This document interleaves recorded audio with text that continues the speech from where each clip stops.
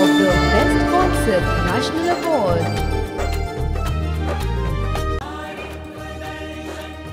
आओ करें दृष्टि परिवर्तन, नारी को नहीं नारित्व को देंगे एक वैचारिक क्रांति।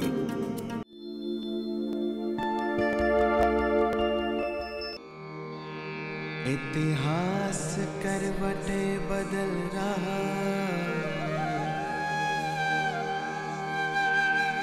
युग ने ली अंगड़ाई, जाग उठी भारत की नारियां, शिव से शक्ति पाई, वंदे मातरम करे जगत, श्रद्धा भाव समर्पण।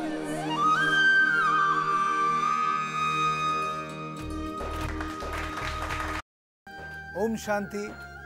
नारी के जीवन को यदि हम इतिहास से लेकर अब तक देखें तो पाएंगे कि कई ऐसी बातें हैं या नारी के अस्तित्व में कि कई ऐसी कमियां हैं जिसके कारण नारी कमजोर बनी है।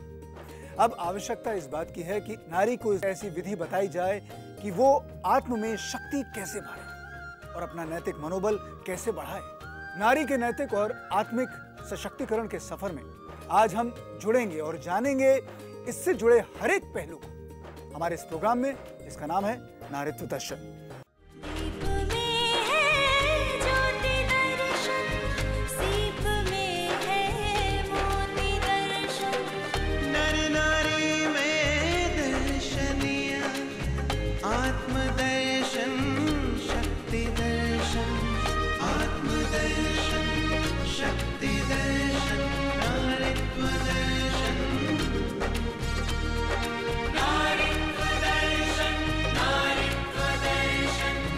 आओ करें दृष्टि परिवर्तन, नारी को नहीं नारित्व को देंगे एक वैचारिक क्रांति।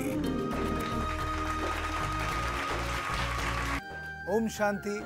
मैं हूं इस प्रोग्राम का सूत्रधार अमन यतन वर्मा और हमारा मार्गदर्शन करने के लिए हमारे साथ आज जुड़ रही हैं हमारे ब्रह्मा कुमारीज के गॉडलीवुड स्टूडियोज में एक बार फिर से पिछले 50 सालों से नैतिक मूल्यों और आध्यात्मिक ज्ञान में अपना संपूर्ण जीवन समर्पित करने वाली वरिष्ठ राजयोग शिक्षिका ब्रह्मा कुमारी चक्रधारी दीदी जी। जोरदार तालियों के साथ उनका स्वागत कीजिए। जी एक बार फिर बहुत बहुत शुक्रिया, आप यहाँ पे आए अपनी बातें हमें बताने के लिए, बहुत बहुत धन्यवाद। हमने भी एक प्रयास किया है नारी के नैतिक और अनैतिक रूप को आपके सामने लाने का।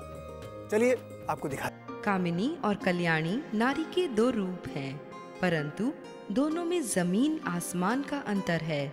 एक देह के पिंजरे में फंसी मैना है और दूसरी देह अभिमान से मुक्त उन्मुक्त आकाश में उड़ती पंछी है। एक और है कामिनी के रूप में नारी, जो अपने नैतिक संस्कार के अभाव के कारण ऐसे असभ्य लोगों के निमित्त है जैसे रावण, कंस और दुर्योधन आदि। वहीं दूसरी ओर कल्याणी रूप में एक नारी जो अपने नैतिक संस्कार से ऐसे व्यक्तियों के निमित्त है जैसे स्वामी विवेकानंद, वीर शिवाजी, जो संपूर्ण समाज को एक नई दिशा देते हैं।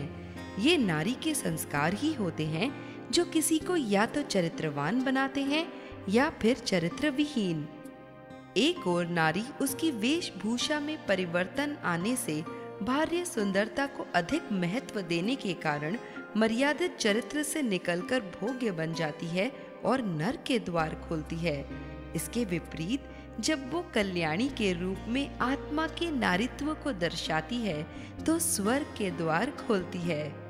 आज भी घर में नारी आहार, विहार और धन की स्वामिनी है। नारी एक और कामिनी के रूप में घर में धन का दुरुपयोग करती है और मांसाहार को महत्व देती है। वहीं दूसरी ओर वो कल्याणी के रूप में धन का सदुपयोग करती है, शाकाहारी भोजन बनाकर मनुष्य में अध्यात्म को कायम रखती है। एक और नारी न्यूक्लियर फैमिली को चाहने के कारण घर के बुजुर्ग को ओल्ड एज होम में भेजने में खुश है, तो वहीं दूसरी ओर कल्याणी के रूप में नारी संयुक्त परिवार में अपने बड़े बुजुर्ग की सम्मान से सेवा करने में खुश है। एक और नारी जहां अपने कैरियर के साथ अथवा स्वयं के लिए जीना चाहती है, बच्चों को बोझ समझती है, वहीं दूसरी ओर नारी परमार्थ के लिए जीती है और अपने बच्चों की नैतिक पालना को प्राथमिकता देती है। जब नारी अपने व्यवहार प्रकृति से विपरीत कार्य करती है, तब देवी की उपमा को कलंकित करती है। वहीं दूसरी ओर आध्यात्मिकता की झलक और फलक उसे जगत कल्याणी की उपमा देता है और उसे ईश्वर से भी ऊंचा दर्जा दिया जाता है।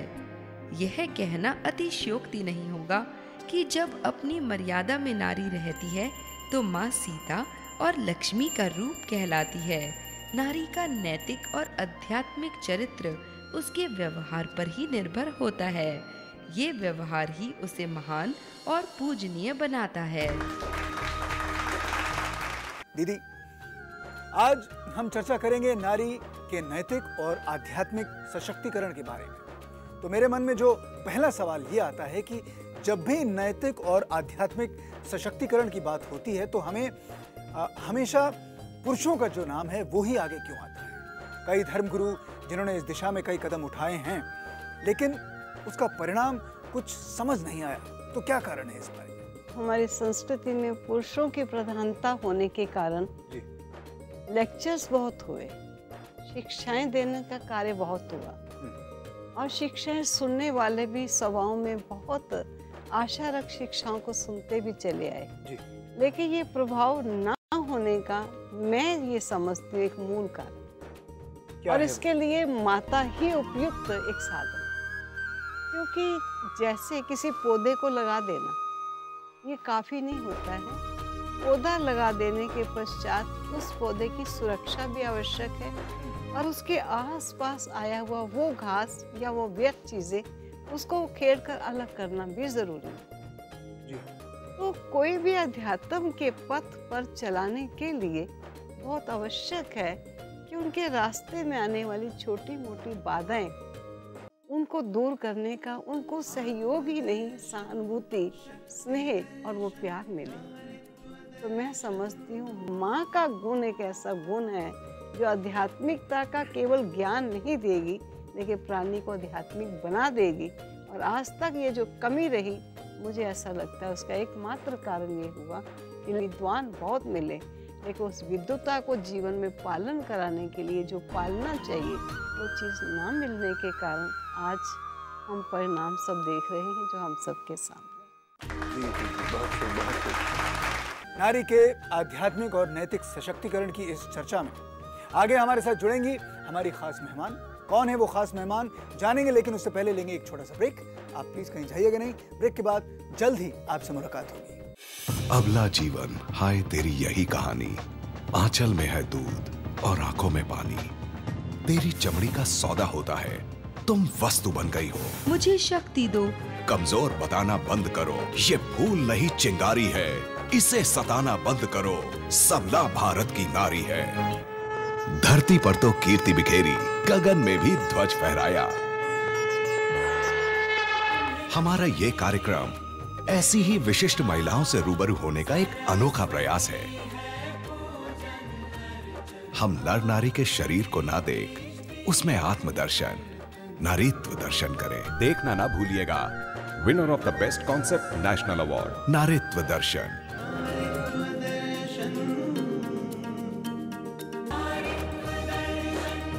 आओ करें दृष्टि परिवर्तन, नारी को नहीं नारीत्व को देखें एक वैचारिक क्रांति। ओम शांति। ब्रेक के बाद आप लोगों का एक बार फिर से स्वागत है हमारे इस प्रोग्राम में। और आज हम चर्चा कर रहे हैं नारी के नैतिक और आध्यात्मिक सशक्तिकरण के बारे में। और हमारे साथ जुड़ रही हैं फिर से एक ऐसी हस्ती जिन्होंने पिछले 10 वर्षों से न्यूमरोलॉजी के क्षेत्र में अपना परचम फहराया है, जिन्होंने ओबामा के राष्ट्रपति बनने की भविष्यवाणी पहले से ही कर दी थी और जिनका आध्यात्मिकता के प्रति बचपन से ही रुझान रहा है। ऐसी विशिष्ट हस्ती रिम्पल ग्रोवर जी का जोरदार तालियों के साथ स्वागत कीजिएगा।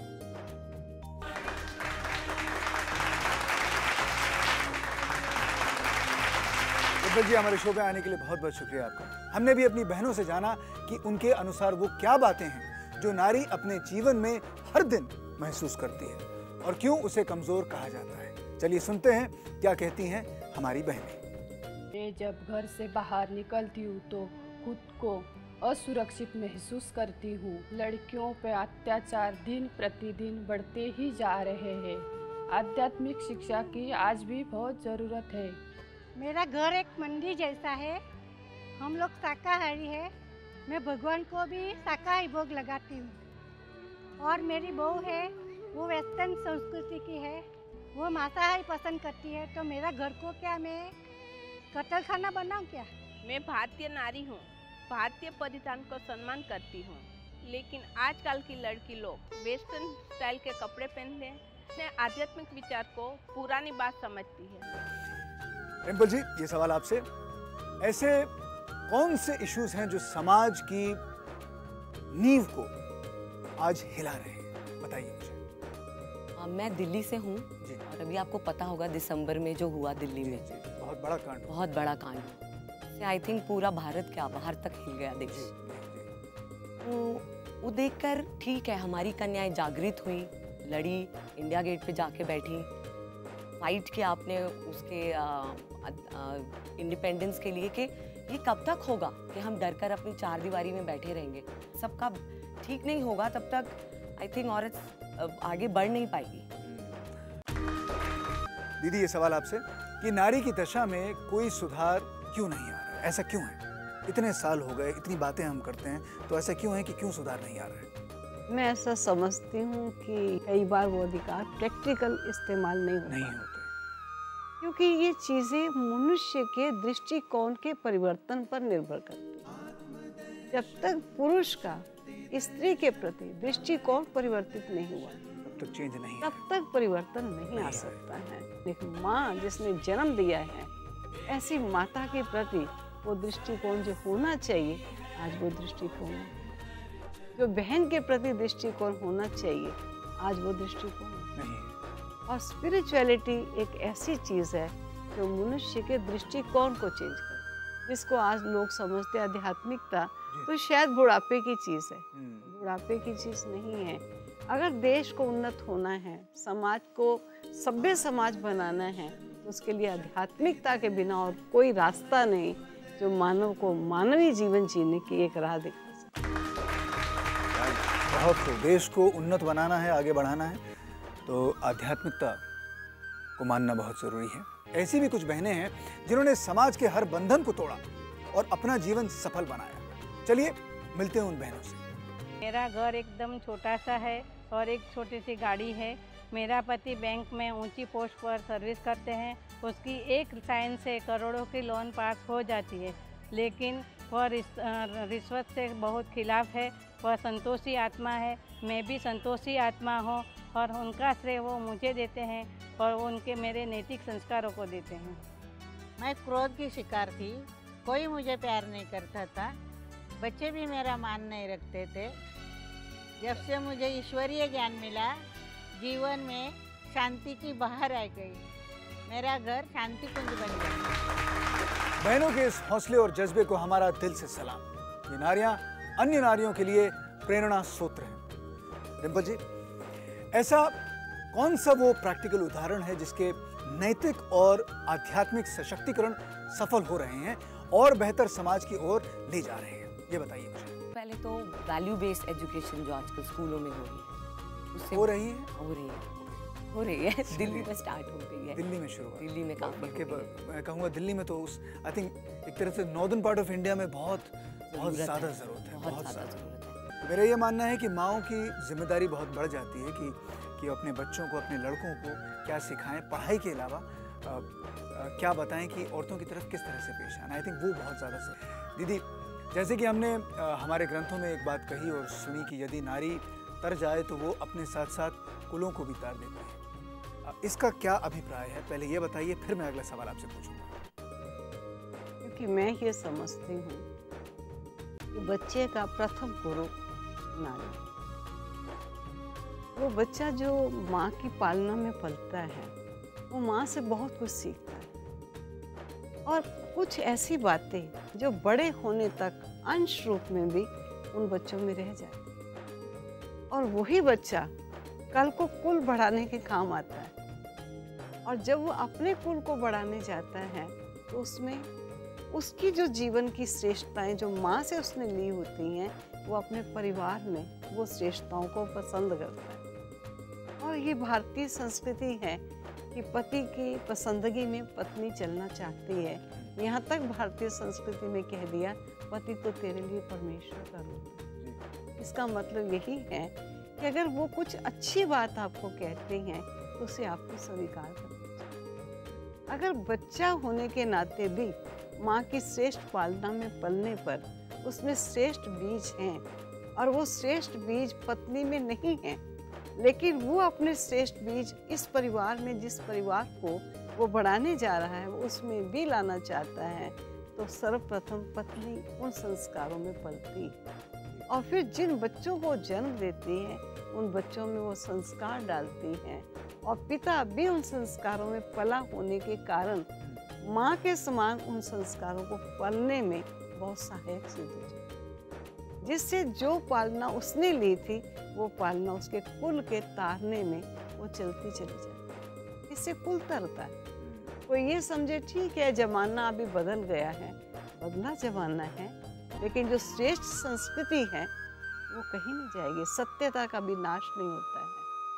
परिवर्तन दुनिया में कई प्रकार के आएंगे, सत्यता चलती चली जाएगी, और जिसने इस बात को समझा और सत्यता को कायम रखा, वो कुल कायम रहेगा और कुल तरता चला जाएगा, आगे बढ़ता चला जाएगा। याद रखिएगा कि सत्यता कभी नाश नहीं होता है उसका। खैर, अगला सवाल हमारा ये है कि आपकी राय में आध्यात्म कितना उपयोगी है नारी सशक्तिकरण में? आध्यात्म की क्या भूमिका है नारी के सशक्तिकरण में, ये बताइए मुझे। आज कई बार माँ कुछ काम करती है और बच्चे को लगा देती है, कोई ना कोई टेलीविज़न चल रहा है, बच्चा भी देख के नाचता है। ये नहीं समझती है कि इस बच्चे के संस्कारों में सब चीज़ें आ रही हैं। क्यों नहीं उस समय कुछ ऐसी अच्छी से अच्छी ऐसी चीज़ उस बच्चे को दिखाए जो उस बच्चे को ना जानते हुए भी, ना चाहते हुए भी उसके संस्कार में श्रेष्ठता उतरती चली। हमको याद है हम अपने छोटे जीवन में ही इस आध्यात्मिकता के पथ पर चले। कैसे चले? माँ भोजन देने से पहले ये कहती थी, जाओ भगवान को नमस्कार करके आओ। जब नमस्कार करेंगे तब आपको नाश्ता मिलेगा। हमें मालूम भी नहीं भगवान कौन है, लेकिन जो भी मंदिर बना होता था उसी को भगवान समझकर नमस्कार करके आते थे, और आते ही कहती थी, देखो भगवान ने कितना आपको वरदान दिया। तो हमारे मन में ये भावनाएं बचपन से आई कि भगवान वरदान देता है, तो हर बात में वो हमें नैतिकता सिखा सकती है। ये माँ का फर्ज होता है। भोजन बनाती है, भोजन तो होटल में भी मनुष्य खाता है, कई जगह खाता है, लेकिन जो माँ का बना भोजन स्नेह और प्यार का भोजन होता है, मैं समझती हूँ कई होटलों से बढ़िया भोजन होता है। बिल्कुल सही, बिल्कुल सही। 100% इस बात से मैं आपके साथ सहमत हूँ। अगर माता का सम्मान जाग जाए तो वो क्या नहीं कर सकती, तब तो अबला नहीं शक्ति रूप हो जाती है। लेंगे एक छोटा सा ब्रेक, और ब्रेक के बाद जल्द आपसे मिलेंगे, कहीं जाइएगा नहीं। ब्रह्मा कुमारी के प्रत्येक सेवा केंद्र पर राजयोग मेडिटेशन निशुल्क सिखाया जाता है। ये कोर्स 7 दिन प्रतिदिन 1 घंटे का है। बड़े शहरों से लेकर छोटे छोटे गांवों में हमारे 8000 से अधिक सेवा केंद्र हैं।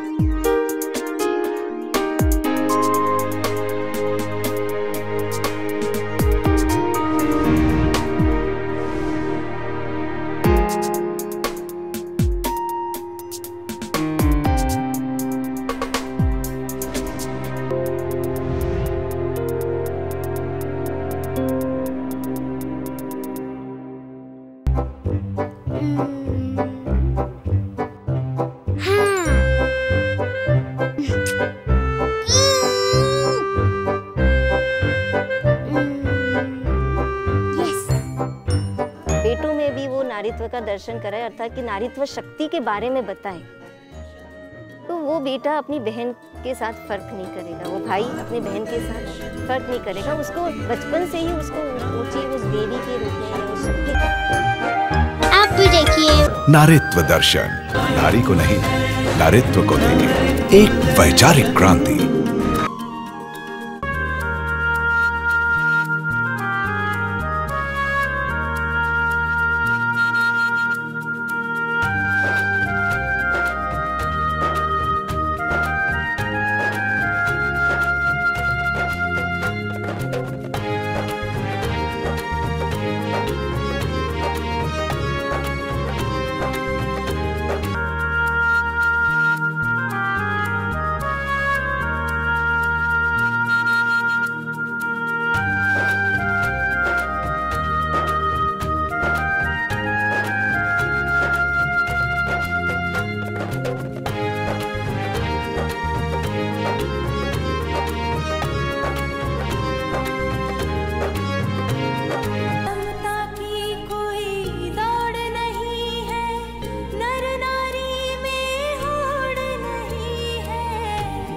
प्रभु के दो नैना है, दोनों का कोई तोड़ नहीं है, एक दूजे के पूरक है ये, आओ करें दृष्टि परिवर्तन।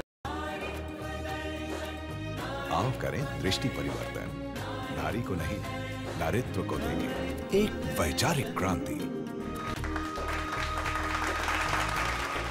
ओम शांति।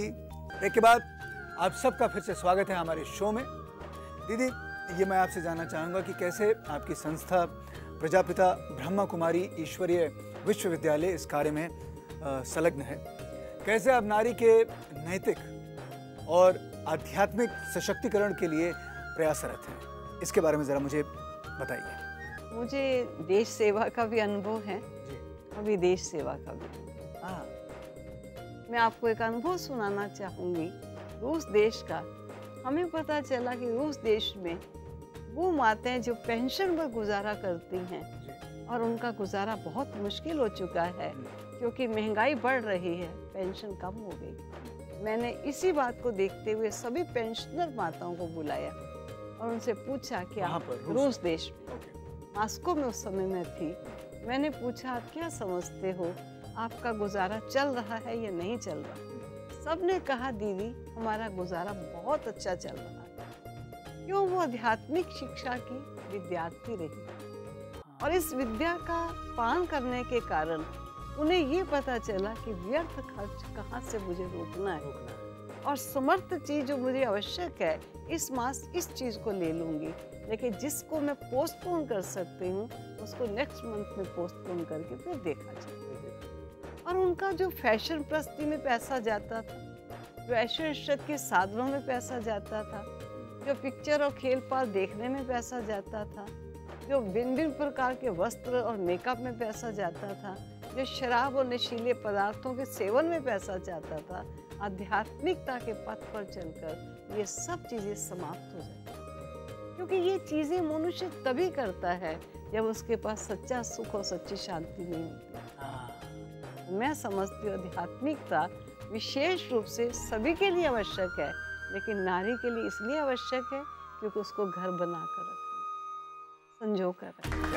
क्या बात दीदी, आपकी संस्था जिस निष्काम भाव से समाज के लिए इतना कार्य कर रही है वो काबिल तारीफ है। जो कदम आपने उठाए हैं वो महिलाओं के विकास में ज़रूर महत्वपूर्ण भूमिका अदा कर रहा है। आज हमारे बीच कुछ ऐसे भाई बैठे हैं जो आपसे अपने कुछ अनुभव शेयर करना चाहेंगे, तो आइए उनसे बातें करते हैं, उनकी बातें सुनते हैं उनकी ज़बानी। मैं विमल दत्त हूँ, मैं फिल्म इंडस्ट्री से हूँ। इस इंडस्ट्री में अक्सर सभी के अनैतिक संबंध होते ही है, लेकिन ऐसे माहौल में भी मैंने अपने नैतिकता को दाव पे नहीं लगाया है। मैं ऐसे प्रोडक्शन भी नहीं करता हूँ जो अनैतिक को प्रोत्साहन करे, ना ही मैंने ऐसे कोई रोल स्वीकार किया है जो अनैतिक को पसंद करे, जिससे मुझे मेरी नैतिकता को कॉम्प्रोमाइज़ करना पड़े। इसके पीछे प्रेरणा स्रोत मेरा पत्नी है। मैं कपड़े का व्यापारी हूँ। मेरे पास कपड़े का काफ़ी स्टॉक मेरे गोडाउन में रहता है, जिसका मैंने फायर इंश्योरेंस कर रखा हूँ। पिछले 5 वर्षों से कपड़े के व्यापार में साधारण सी कमाई हो रही है। इंटरनेशनल मार्केट में मंदी का माहौल होने से मेरे जो साथी व्यापारी है उन्हें धंधे में ठीक कमाई न होने पर वे अपने गोडाउन में सस्ता माल रखकर शॉर्ट सर्किट से आग लगाकर फायर इंश्योरेंस क्लेम किया। माल की कीमत को हाई वैल्यू बताकर आज वो बहुत पैसा बनाकर रियल एस्टेट का धंधा कर रहे हैं। ऐसी शॉर्टकट से कमाई करने के लिए मेरे दोस्तों ने मुझे बहुत समझाने पर भी मैंने नहीं की, क्योंकि नैतिकता, आध्यात्मिकता एवं कर्म की गति को ध्यान में रखते हुए ऐसा अनैतिक कर्म करना मैंने उचित नहीं समझा। तो ये भी मेरे माँ का दिया हुआ संस्कार का ही असर है। क्या बात है, क्या बात है, बहुत खूब। चलिए आगे बढ़ते हैं। क्या संदेश आप देना चाहेंगी नैतिक और आध्यात्मिक सशक्तिकरण को लेकर? मैं ये कहूँगी कि कोई भी स्वयं को कभी गरीब ना समझे, कभी साधारण ना समझे, किसी से कभी इंफीरियर ना समझे, क्योंकि कोई भी मनुष्य आत्मा आप जैसी दूसरी नहीं। सारा विश्व ढूंढ कर आइए, अलग है। आप जैसा कोई भी एक्टर दुनिया में नहीं मिलेगा। तो आप विश्व के हीरो एक्टर, और अपने स्वमान और अपने स्वरूप उसको कभी विस्मृत नहीं। आपके जो अपने गुण हैं, अपने उन गुणों को धारण कीजिए और किसी से गुण देखकर गुण चोर अवश्य बन जाइए, लेकिन किसी की कमी और कमजोरी के शिकार न बनिए, इस बात का जरूर ख्याल। बहुत शुक्रिया इस बात के लिए। आप अंत में क्या कहना चाहेंगे हमारी ये सारी बहनें जो इस समय यहाँ बैठी हैं और आपको टेलीविज़न पे सुन रही हैं, बहनों को उन्हें जीवन में किन किन बातों पर अमल करना चाहिए ताकि हमारी नारी के सशक्तिकरण की जो जंग है उसमें वो सफल हो जाए, ये बताइए। मैं कहूँगी जैसा दीदी ने बोला कि कोई अपने आप को गरीब ना समझे, और जो ये ब्रह्म कुमारी इसका आश्रम है, मैं तो कहूँगी यहाँ सब माताओं बहनों को जाना चाहिए, जहाँ असली पता चलता है रूहानियत क्या चीज़ है, ताकि बॉडी कॉन्शियस से निकल के सब सोल कॉन्शियस में आके जब सब इक्वल एक नज़र से सबको देखते हैं, तब वो असली क्या कहते हैं मज़ा आता है जीने का। पैसों मटेरियलिस्टिक वर्ल्ड से फिर बहुत ऊपर उठ जाते हैं। तो मतलब अपने अंदर की जो शक्ति है उसको कभी ना छोड़िए। बिल्कुल। अब समय आ गया है जिसमें हमें हाथ से हाथ मिलाकर आगे बढ़ना है और नैतिकता और आध्यात्मिकता से जीवन को सफल बनाना है। अब दोनों यहाँ इस शो पे आए उसके लिए बहुत बहुत शुक्रिया आपका भी रिम्पल जी और आपका भी दीदी। बहुत कुछ आज जानने को मिला, आपसे जो बातें सुनी बहुत कुछ सीखा। और हमारी ऑडियंस आपका भी बहुत बहुत शुक्रिया, आप भी इतने दूर दूर से आए हैं हमारे शो को देखने के लिए और आपने अपने अनुभव हमारे सामने प्रकट किया, हमें बताएं, उसके लिए शुक्रिया। त्याग तपस्या की मूरत और संस्कारों की सीता है, निष्ठा सहनशीलता की जो रामायण और गीता है, जग जननी के लिए सदा ये वसुंधरा आभारी है, अब और सताना बंद करो सबला भारत की नारी है। दर्शकों, आपके विचार क्या हैं हमारे इस प्रयास के बारे में जिसका नाम है नारीत्व दर्शन, हमें ज़रूर बताएं। अगर आपके जीवन में कोई समस्या है और आपके कुछ सवाल हैं या हमसे कुछ पूछना चाहते हैं तो ये रहा हमारा पता।